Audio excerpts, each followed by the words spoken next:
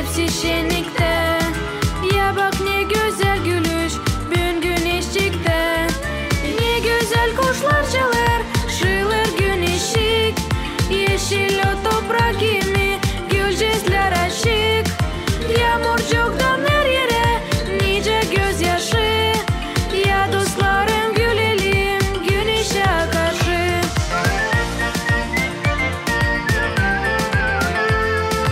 Ya dostlarım gülelim, güneşe karşı.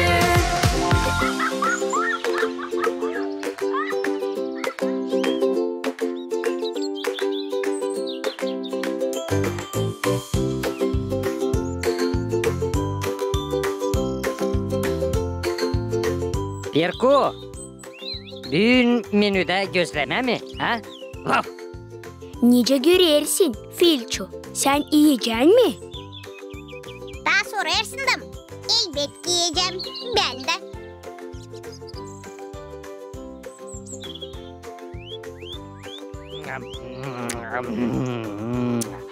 Gözlemeler olmuşlar. Отличный. Ben ne derim? Ya bak ayol, bunlar gene iyi yerler. Haydi bitirin ismi dostlarım, da historia dersine gidelim. Pirku, anacığın evde mi? Evde. Nasıl? İstoria dersim. İstoria dersine ayolcum. Да. История dersi o sana dil gözleme mi kelepircik? Vaf. Haydi bitirin şansura gözleme ime da çabuk ardımıza.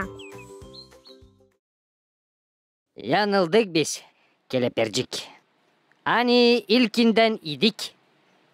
Yemekten sonra historia nösese meraklandırmar.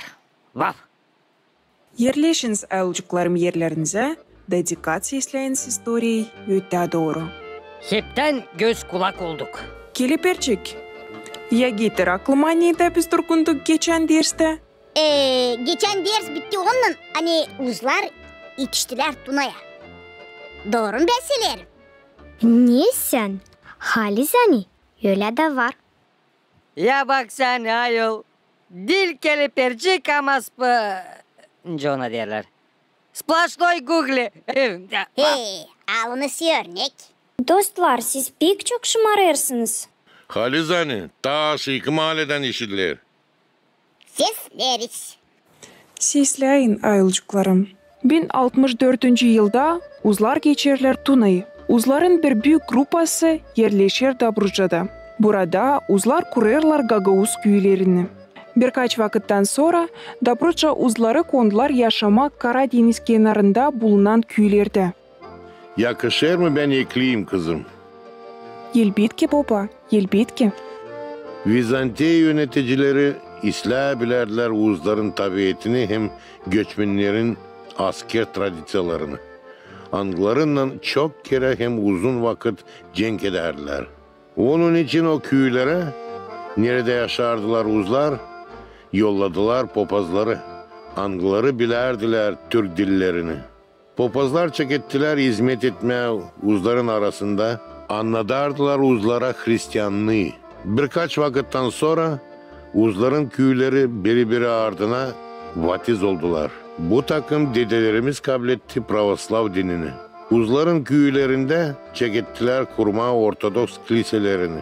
O soy oldu hani uzların komşu halkları olduydular. Grekler, Bulgarlar, Vlaklar. Hepsi onlar kullanardılar çiftçiliği. O üzere toprakta oturma hem çiftçilik yaşaması oldu ta hesaplı. 1320. yılında kuruldu Dobruca Knyazlığı. Dobruca Knyazlığı'nın Karadeniz boyunda vardı gemileri alışveriş yapmadığını. Bakın ben ne düşünüyorum. Benden kamil bir knyaz olacaktı. Eğer ben yaşaydım o vakitler. Senin mi? Knyazna, Gezerinka. Sonsun yönümde görerim. Ne sen? Senden knes nice benden avcı köpek. Yeter haydi dışgıdıcılar. Onlar öyle çünkü. Sesleyin sonunu uşaklar. Bulgarya yaşayan Gagauzların legendalarına göre Gagauzların dedeleri slujba yaparmışlar da Protice armiyasında. Onlar koruyarmışlar Kaliakra kalesini. Kaliakra Kalesi için ben okudum kağıtlarda. Olsa bir kere de gidip göreyim orasını. Senin yaşında yok neye kahırlanma ayolcuğum.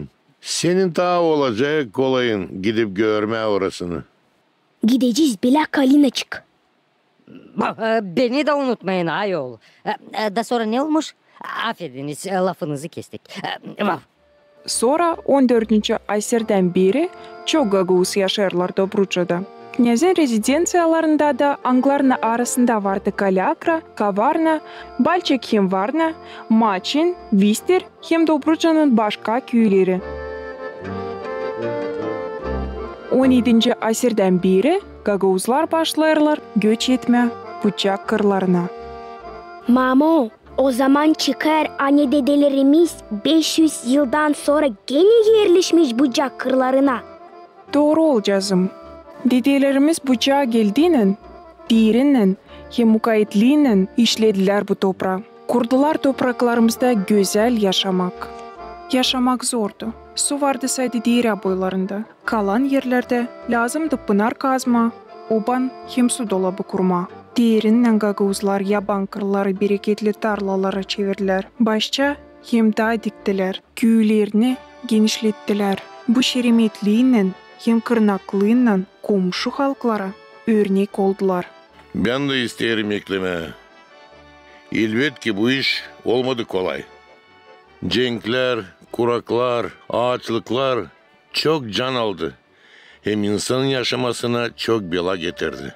Devletler hem devletlerin adı değişti. Ama dedelerimiz hepsini sabırlı geçirdi. Çünkü doğruluğu hem dilini korudu. Hem yeni evlat boylarını doğru terbiye etti.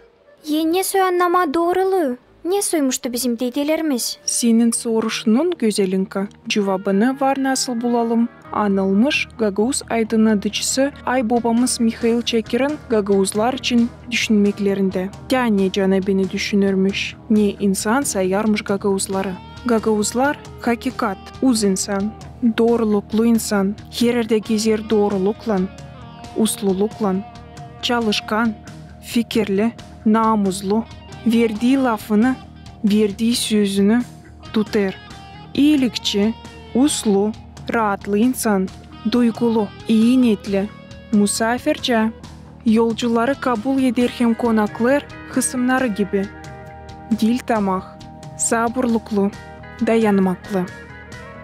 Hepsimizin borcu koruma dedelerimizin bu doğruluk anlayışını.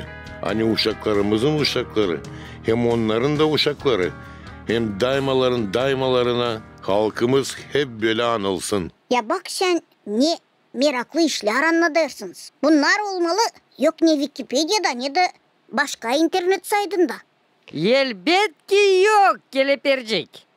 Bu iş seni bekler. Так что свои нервini de geçir bunları ne işittin internet meralarına. Vatanımız seni unutmayacak Kelepercik. Eğer izin verersiniz ben sonra gene sesleyeceğim diktofonu da koyacağım bu informasyayı internete.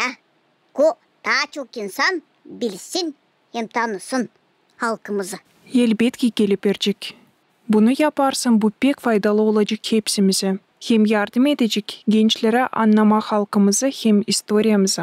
Yakışır mı anlatarsınız öte doğru Gagauzların historiyasını? Elbette güzelinka, anladarım. 1980. yıllarda Gagauzlar arasında vidalanır umut, kavuşma evliliğine. Gagauzlar için pek önemli bu iş oldu. 1994. yılın dekabr ayın 23'ünde açan Moldova Respublikası'nın parlamentinde kabul edildi Gagauz yeri özel hak statusu için kanon. Bu kanona göre Gagauzların Moldova Respublikası içinde devletlik statusu tanındı. Hem Gagauz yeri avtonomiyası kuruldu.